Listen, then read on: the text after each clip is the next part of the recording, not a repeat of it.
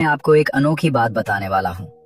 एक ऐसी बात जो स्वयं एक छिपकली ने संकेत देकर बताई। हाँ, आश्चर्य मत कीजिए। घर में रहने वाली छिपकलियों का हमारे पिछले जन्मों से गहरा नाता माना गया है। वे हमारे घर में यूं ही नहीं आती, उनके आने के अपने कारण होते हैं। और हमारी पत्नी का उनसे डरना या घृणा करना भी यूं ही नहीं होता। इसके पीछे एक ऐसा रहस्य छिपा है जिसे स्वयं श्री कृष्ण ने देवर्षि नारद को बताया था। तो मित्रों, इस कहानी को अंत तक सुनना जरूरी है। इसे सुनकर आप समझ पाएंगे कि क्यों छिपकलियां हमारे घर में दिखती हैं, क्यों वे कुछ खास जगहों पर जाती हैं और उनका हमसे क्या आध्यात्मिक संबंध हो सकता है। एक बार नारद जी ने श्री कृष्ण से बड़े विनम्र भाव से प्रश्न किया, हे माधव, वह स्त्री जो अपने पति को वश में करने की कोशिश करती है, उसका फल क्या होता है? और वो पति जो अपनी पत्नी को दासी बनाकर रखता है, उसका अंत कैसा होता है? कृष्ण मुस्कुराए और बोले, नारद, यह प्रश्न साधारण नहीं है। विवाह दो आत्माओं का पवित्र संबंध है। यदि पत्नी अहंकार या लालसा में पति को अपने बस में करना चाहे या पति क्रोध और अभिमान में पत्नी को दासी समझे, तो दोनों ही अपने कर्मों का कठोर फल पाते हैं। कृष्ण आगे बोले, इस विषय पर एक प्राचीन कथा है। जो पति पत्नी इसे पूरी ध्यान से सुनते हैं, उनके जीवन में सौभाग्य, शांति और समृद्धि स्वतः बढ़ती है। और फिर भगवान कृष्ण ने नारद जी को वो अद्भुत कथा सुनानी शुरू की। बहुत ही पुराने समय की बात है। पाटलेश्वर नाम के नगर में जीवन धीमी चाल से चलता था। वहां के लोग सुबह मंदिर जाते, दोपहर खेतों में पसीना बहाते और शाम घर के आंगन में बैठकर दिन भर की बातें कर लेते। उसी नगर में सत्यपाल नाम का एक सादा स्वभाव का वैश्य रहता था। वो मध्यम आय वाला था, पर इतना कमाता था कि घर, पत्नी और बूढ़ी माँ का ठीक से पालन हो सके। सत्यपाल की पत्नी मालिनी सुंदर थी, पर उसकी सुंदरता से ज्यादा ध्यान खींचती थी उसकी आकांक्षा। वो चाहती थी कि उसका घर दूसरों से बढ़कर दिखे। पड़ोस की महिलाएं जब नए गहने दिखाती या अपनी सास की तारीफ करती, तो मालिनी अंदर ही अंदर खींच जाती। उसे ये बात खटकती कि सत्यपाल उसे हर बात में प्राथमिकता नहीं देता। वो पति को गलत नहीं समझती थी, पर उसे लगता था कि उसका अधिकार पूरा नहीं मिल रहा। शुरू में ये खटकन छोटी थी। किसी दिन वो बस मन में सोच लेती, काश सत्यपाल थोड़ा और मेरी बात मानता। दूसरे दिन वो सोचती, दूसरी औरतों के पति अपनी पत्नियों पर कितना ध्यान देते हैं, मेरा क्यों नहीं? धीरे धीरे ये सामान्य असंतोष कुछ गहरा बनने लगा। एक सुबह मालिनी आंगन में गेहूं साफ कर रही थी। पड़ोस की रमा आई और गहने खनखनाते हुए बोली, देख बहन, मेरे पति ने सावन पर नया हार दिलाया है। मालिनी ने मुस्कुराकर बधाई दी, पर उसके भीतर किसी ने हल्का सा धक्का दिया। वो सोची, मेरे पास क्या है दिखाने को, और मैं ही क्यों हमेशा समझौता करूं? उस रात सत्यपाल देर से लौटा। तेल की दिए की लौ आधी बुझी थी। उसने शांत स्वर में कहा, दुकान में आज हिसाब जरा उलझ गया था। मालिनी चाहती थी कि वो बैठकर उसके दिन की बातें सुनता, उसकी आंखों की थकान देखता, पर सत्यपाल शांति से खाना खाकर सो गया।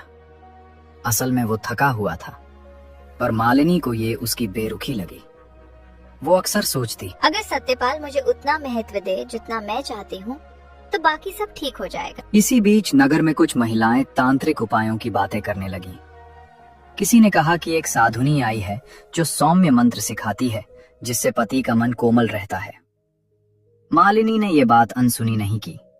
वो खुद से बोली, अगर थोड़ा सा उपाय करने से पति का मन मेरे पास टिक जाए तो इसमें बुराई क्या है? एक शाम जब सत्यपाल दुकान से लौटा, उसने आराम से पानी पिया और फिर अपनी माँ के पैरों की मालिश करने लगा। मालिनी ये दृश्य देख रही थी।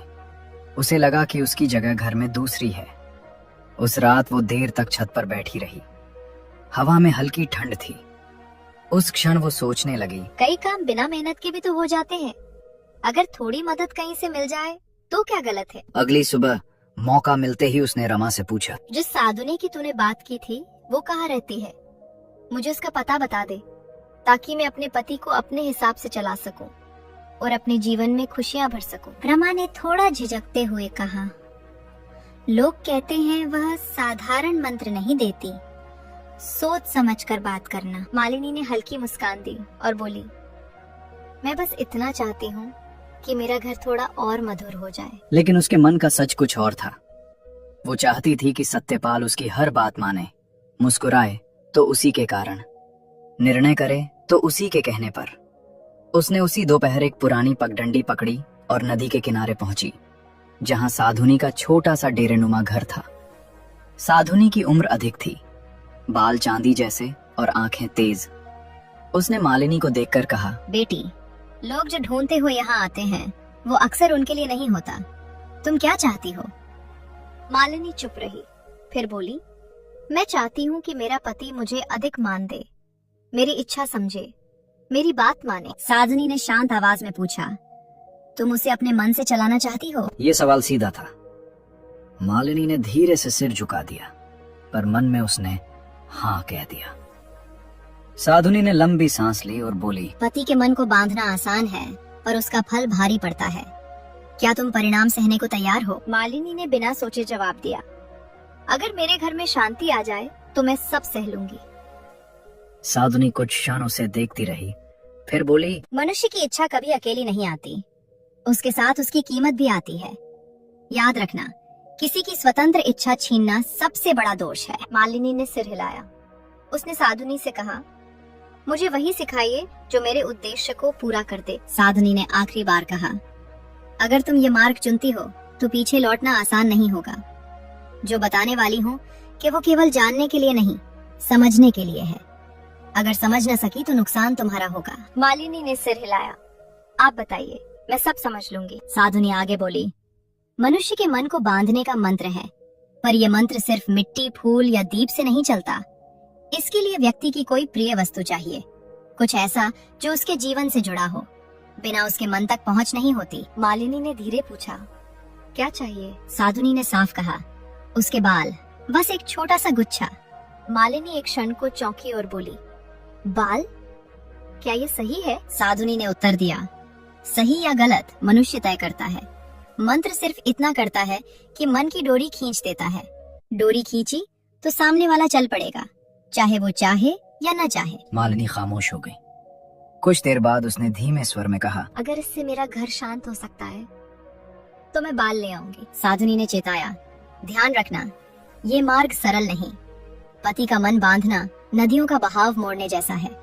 अगर बहाव उलट गया तो इसका असर तुम पर भी पड़ेगा। मालिनी ने भीतर ही भीतर सोचा, मैं बस थोड़ी सी मदद चाहती हूँ, बस इतना कि सत्यपाल मेरी बात सुने।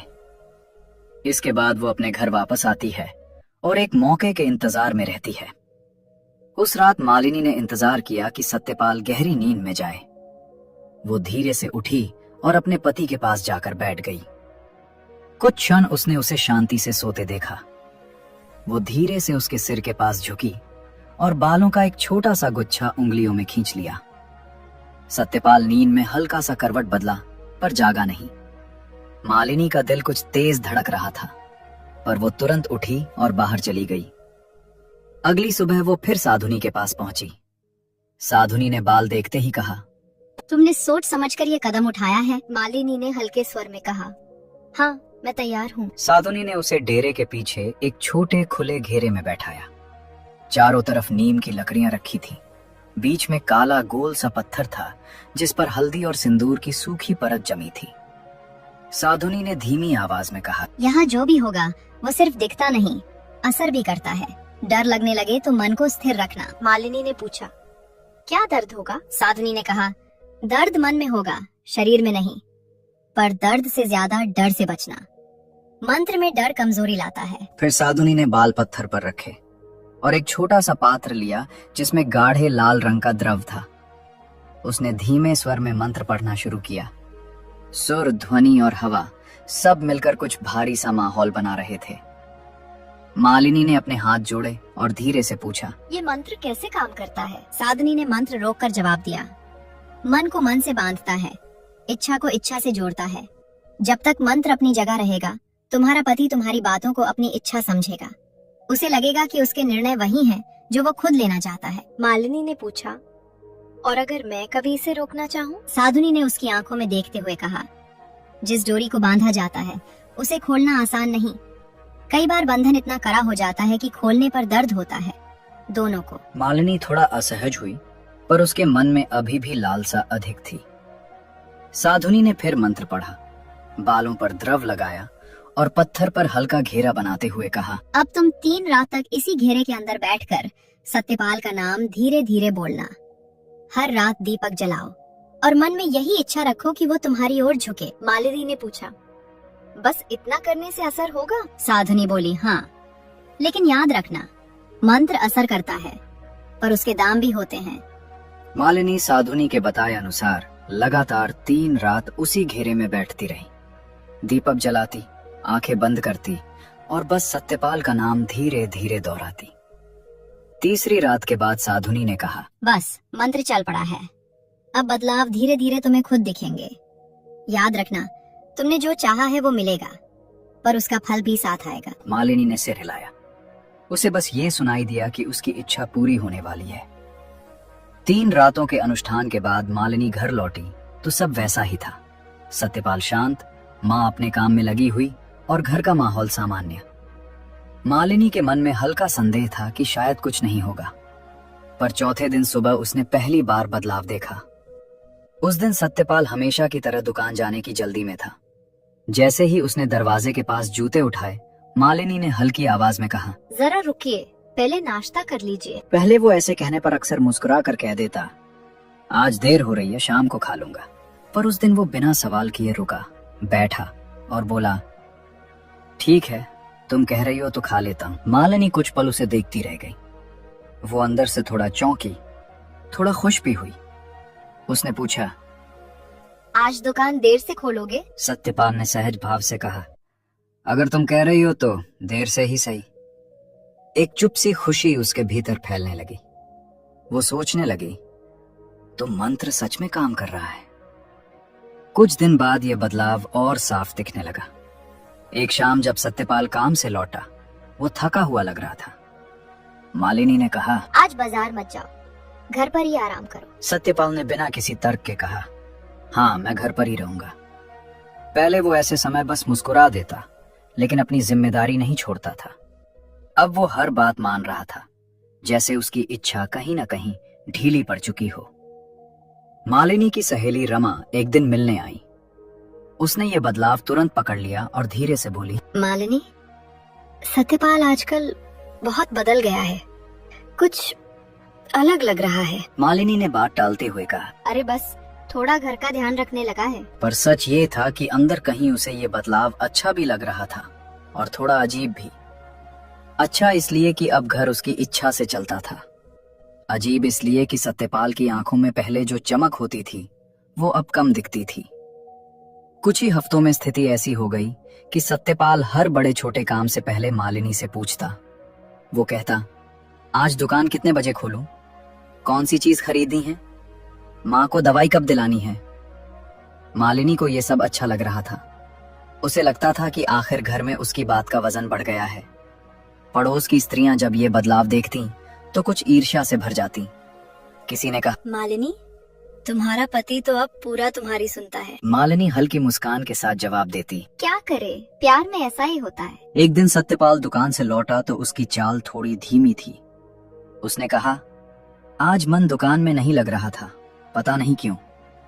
मालिनी को जैसे क्षण भर के लिए किसी ने अंदर झकझोर दिया, पर उसने तुरंत खुद को संभाल कर कहा, कोई बात नहीं, अगर मन नहीं लगता तो मत जाओ दुकान पर, तुम आराम करो। सत्यपाल ने बस सिर हिलाया और बिना सोचे मान गया। ये वही सत्यपाल था जो पहले मेहनत को अपना धर्म मानता था। अब वो बिना वजह चीजें छोड़ देता था, क्योंकि उसकी अपनी इच्छा जैसे धुंधली हो गई थी। रात को माँ ने धीमी आवाज में मालिनी से पूछा, बहू, सत्यपाल आजकल कुछ कमजोर सा लग रहा है, तूने ध्यान दिया? मालिनी ने नरमी से कहा, हाँ माँ, मैं देख रही हूँ, शायद काम का बोझ होगा। पर माँ की आंखों में चिंता थी। फिर कुछ दिनों के बाद एक दिन सत्यपाल की माँ बीमार पड़ गई। सत्यपाल ने कहा, मुझे वैद्य के पास जाना चाहिए। मालिनी ने तुरंत कहा, अभी मत जाओ, पहले घर का काम पूरा कर लो फिर जाना। पहले सत्यपाल तर्क करता, माँ की तबीयत पहले है, काम बाद में। पर इस बार उसने बस कहा, ठीक है, जैसा तुम कहो। मालिनी ने एक क्षण के लिए अपने भीतर एक अजीब सा गर्व महसूस किया, जैसे उसने जीत हासिल कर ली थी। उसे लगा, अब घर सचमुच मेरी मुट्ठी में है। सत्यपाल की हालत दिन प्रतिदिन बदल रही थी। जो आदमी पहले सुबह ताजगी के साथ उठकर दुकान के लिए तैयार हो जाता था, वो अब कई बार बिना कारण बिस्तर पर देर तक पड़ा रहता। मालिनी ये सब देखती थी, लेकिन उसे समझ नहीं आ रहा था कि ये बदलाव मंत्र का असर है या सिर्फ थकान। वो खुद को समझाती, सब ठीक हो जाएगा, असर बस शुरू का है, कुछ दिन में वो पहले जैसा हो जाएगा। एक दिन नगर में एक वृद्ध ऋषि आए। लोग कहते थे कि वे मनुष्य के मन की दशा चेहरे देखकर समझ लेते हैं। एक दिन वो भ्रमण करते करते सत्यपाल के वर्क प्लेस आए। सत्यपाल की माँ उन्हें आंगन में प्रणाम करने गईं और बोली, महाराज, मेरे बेटे की तबीयत कुछ दिनों से ठीक नहीं, आप देखिए ना क्या कमी है। ऋषि ने शांत भाव से कहा, उसे बुलाओ, मैं देखूंगा। जब सत्यपाल उनके सामने आया, ऋषि ने काफी देर तक उसे बिना बोले देखा। फिर धीमे स्वर में बोले, इस युवक की आंखों में थकान है, पर ये शरीर की थकान नहीं, इसके मन की शक्ति जैसे किसी ने बांध दी है। मालिनी पास ही खड़ी थी। ऋषि की बात मानो सीधे उसकी ओर इशारा कर रही थी। ऋषि ने आगे कहा, मनुष्य की आत्मा तब कमजोर होती है जब उसकी इच्छा उस पर से हट जाती है। यहाँ कुछ ऐसा हुआ है जैसे इसका मन अपने ही निर्णयों से दूर कर दिया गया हो। सत्यपाल की माँ घबराकर बोली, महाराज, इसे किस दोष ने पकड़ा है? कोई उपाय बताइए। ऋषि ने धीमे स्वर में कहा, उपाय तो है, पर पहले ये जानना जरूरी है कि इसके मन की डोरी किसने खींची है। मालिनी का दिल एक पल के लिए रुक सा गया। उसे लगा जैसे उसके सारे रहस्य सामने आ रहे हों। ऋषि ने सीधे उसे नहीं देखा, सिर्फ इतना कहा, जो मन किसी की इच्छा से दबाया गया हो, वह धीरे धीरे अपना तेज खो देता है। ऐसा करना धर्म के विरुद्ध है, चाहे कारण कुछ भी रहा हो। मालिनी की उंगलियां कांपने लगी। उसने चुप रहने की कोशिश की, पर भीतर का डर अब बिल्कुल स्पष्ट था। उस रात मालिनी छत पर बैठी रही। वो सोचती रही, क्या मैंने सच में इतना बड़ा पाप किया है? क्या यही वजह है कि सत्यपाल इतना कमजोर हो गया है? उस रात सत्यपाल अचानक बेहोश होकर गिर पड़ा।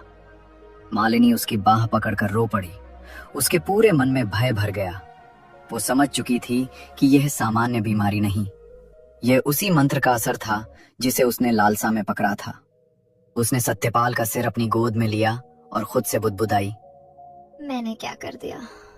मुझे ऐसी शक्ति नहीं चाहिए थी, मुझे बस उसका प्यार चाहिए था, ये टूटन नहीं। उसने 2 दिन और 2 रात बिना नींद की सेवा की। हर घड़ी वो उसे पानी पिलाती, माथा सहलाती, हल्का सा झुककर कहती, तुम ठीक हो जाओ, बस एक बार मुझे देख लो। लेकिन सत्यपाल की आंखें जैसे कहीं दूर देख रही थी। उसका शरीर गर्म और कमजोर था। कई बार उसकी सांस रुकती सी लगती और मालिनी का दिल डर से कांप उठता। तीसरी रात जब सत्यपाल बिल्कुल निढाल पड़ा रहा, वो आखिर टूट गई। उसे लगा कि अगर अब सहायता नहीं ली तो वो पति को खो देगी। वो देर रात साधुनी के डेरे की ओर भागी। हवा तेज थी और रास्ता अंधेरा, पर वो बिना रुके चलती गई। उसके दिल में बस एक ही बात थी, पति को बचाना। साधुनी बाहर उकड़ूं बैठकर कोई जड़ी पीस रही थी। जैसे ही उसने मालिनी को देखा, उसने सब समझ लिया। मालिनी उसके पैरों पर गिर गई। उसकी आवाज कांप रही थी, माताजी, मैं आपसे विनती करने आई हूँ, मेरे पति को बचा लीजिए, उससे जीवन निकल रहा है, मैं अपनी हर गलती मानती हूँ, बस उसे बचा दीजिए। साधुनी ने गंभीर स्वर में पूछा, अब याद आई गलती? जब मैंने मना किया था तब तुम्हें अपनी इच्छा ज्यादा प्यारी थी। तुम्हें लगता था कि मनुष्य का मन खिलौना होता है। अब जब वही डोरी टूट रही है तब रोने आई? मालिनी रोते रोते बोली, हाँ, मैंने गलती की। मुझे नहीं समझ आया कि मैं कितना बड़ा पाप कर रही हूँ। मुझे लगा था कि बस थोड़ा सा असर होगा, लेकिन आज मैं देख रही हूँ कि मैंने उसके जीवन की जड़ को ही चोट पहुंचाई है। माताजी, कृपा करके मुझे दंड दीजिए, पर उसे बचा लीजिए। साधुनी ने पूछा, अगर उसे बचाने का मतलब है कि तुम्हें अपना भविष्य खोना पड़ेगा, तब भी तैयार हो? मालिनी ने कहा, हाँ, मैं बस उसे जीवित देखना चाहती हूँ। मेरी जिंदगी की कीमत भी लगे तो मुझे स्वीकार है। साधुनी उठी और धीरे धीरे अंदर गई। उसने एक छोटा मिट्टी का डिब्बा लाया जिसमें हल्का सुनहरा रंग का चूर्ण था और मालिनी से बोली, ये चूर्ण प्राण की डोरी को वापस पकड़ता है। लेकिन इसके साथ एक चीज और होती है, जिसने ये चूर्ण देने का अवसर बुलाया है, उसके कर्म का हिसाब उसी दिन शुरू होता है। तुम्हारा पति ठीक हो जाएगा, पर तुम अपने पाप का फल तुरंत देखोगी। क्या तुम अब भी ये चाहती हो? मालिनी ने डिब्बा दोनों हाथों से लिया और कहा, हाँ, मुझे बस उसके जीवन की रक्षा करनी है। साधुनी ने बताया, इसे आधा चुटकी पानी में घोलकर पिला देना, सूरज ढले से पहले दे देना। उसके बाद जो होगा वो नियति का निर्णय होगा। ध्यान रखना, ये चूर्ण शरीर नहीं, आत्मा को पकड़ता है। मालिनी ने धन्यवाद भी नहीं कहा, बस दौड़ पड़ी। रास्ते में उसका दिल धड़क रहा था और हाथ कांप रहे थे, पर उसके मन में एक अजीब सी शांति थी। घर पहुंचते ही उसने चूल्हे का पानी गर्म किया, उसमें चूर्ण घोला और सत्यपाल के सिर को सहारा देकर उसे धीरे से पिला दिया। कुछ देर तक कुछ नहीं हुआ, फिर अचानक सत्यपाल की सांस लंबी हुई, जैसे किसी ने उसके भीतर नया प्राण फूंक दिया हो। उसकी उंगलियां हिली, आंखें झपकी और उसने धीमी आवाज में कहा, मालिनी, तुम यहां हो? यह सुनते ही मालिनी की आंखों से आंसू बहे, लेकिन वो नहीं जानती थी कि उसकी नियति उसी क्षण से मोड़ ले चुकी है। सूरज ढलते ही अचानक मालिनी के सीने में तेज दर्द हुआ। वो हिल भी न सकी, उसकी सांस रुकी और वो वहीं गिर पड़ी। उसी क्षण उसके सामने अंधेरा फैला और फिर वो खुद को दूसरे लोक में खड़ा देखती है। उसके सामने यमराज थे, उनका स्वर कठोर था। मालिनी, तुमने पति के मन को बांधकर उसका धर्म छीन लिया। हाँ, ये बहुत बड़ा पाप है। तुम्हारा जीवन आज समाप्त होना ही था। अब तुम्हें अपने कर्म का फल भुगतना होगा। मालिनी ने सिर झुका दिया। उसने कोई बहाना नहीं किया, उसने बस कहा, मैं दंड स्वीकार करती हूँ, मेरी गलती थी। यमराज बोले, तुम्हें गहरी सजा दी जाएगी ताकि तुम समझ सको कि किसी की स्वतंत्र इच्छा छीनना कितना घोर अपराध है। उसके बाद उसे खतरनाक नरक में धकेल दिया गया। वहां आवाजें बदल रही थी, दुनिया बदल रही थी। बहुत सालों तक नरक में यातनाएं झेलने के बाद उसने खुद को धरती लोक पर पाया, लेकिन अब वो मनुष्य नहीं थी। वो एक छोटी छिपकली थी जो पेड़ की टहनी पर बैठी कांप रही थी। मालिनी ने आसमान की ओर देखा, उसका नया जीवन शुरू हो चुका था। कथा पूरी सुनाकर कृष्ण जी कुछ क्षण मौन रहे। नारद जी ने विनम्र होकर पूछा, प्रभु, ऐसी स्त्री पर इतना कठोर दंड क्यों पड़ा? क्या उसके मन में प्रेम नहीं था? कृष्ण मुस्कुराए, पर उनकी आंखों में गंभीरता थी। उन्होंने कहा, नारद, प्रेम और अधिकार में बहुत अंतर होता है। प्रेम वो है जहां मन मुक्त रहता है, अधिकार वो है जहां मन को बांधा जाता है। जिस क्षण मालिनी ने अपने पति की इच्छा को अपने हाथों में करने का प्रयास किया, उसी क्षण उसने धर्म की मर्यादा तोड़ी। नारद जी ने सिर झुकाया और बोले, प्रभु, क्या पति का मन बांधने का प्रयत्न इतना बड़ा पाप है? कृष्ण बोले, हाँ नारद, क्योंकि किसी भी जीव की स्वतंत्र इच्छा उस आत्मा का प्रकाश है। इच्छा छीनना प्रकाश बुझाने जैसा है। जब स्त्री पति को मंत्र, छल या दबाव से अपने अनुसार चलाना चाहती है, तो वो केवल पति को ही नहीं, स्वयं के जीवन को भी उलझाती है। जिस घर में पवित्रता होनी चाहिए, वहां भय और नियंत्रण का बीज बो देती है। कृष्ण आगे बोले, स्त्री का सामर्थ्य उसके आदेश में नहीं, उसके सम्मान में है। पति का आदर करना उसका धर्म है, क्योंकि आदर से ही घर में संतुलन टिकता है। पति का निर्णय सर्वोपरि इसलिए माना गया है कि वो परिवार की रक्षा, स्थिरता और धर्म की रीढ़ माना जाता है। जब स्त्री उसे नीचे दिखाकर नियंत्रण चाहती है, तब परिवार की नींव ही हिल जाती है। नारद जी ने पूछा, और पति का क्या कर्तव्य है प्रभु? कृष्ण बोले, पति का धर्म है अपनी पत्नी का सम्मान करना, उसे सुरक्षा देना और उसके मन को समझना। परंतु कोई भी धर्म तब तक फलता है जब तक दोनों अपने अपने कर्तव्य निभाते हैं। वे अंत में बोले, नारद, इसीलिए कहता हूं, जो स्त्री पति को वश में करने की इच्छा रखती है, वो अंत में अपने ही कर्मों के बंधन में बंधती है, और जो स्त्री पति का सम्मान करती है, वो परिवार के रूप में अपना स्वर्ग स्वयं बना लेती है। दोस्तों, अगर आपको ये वीडियो अच्छा लगा हो तो लाइक जरूर करें, चैनल को सब्सक्राइब करें और कमेंट में जय श्री कृष्णा लिखें।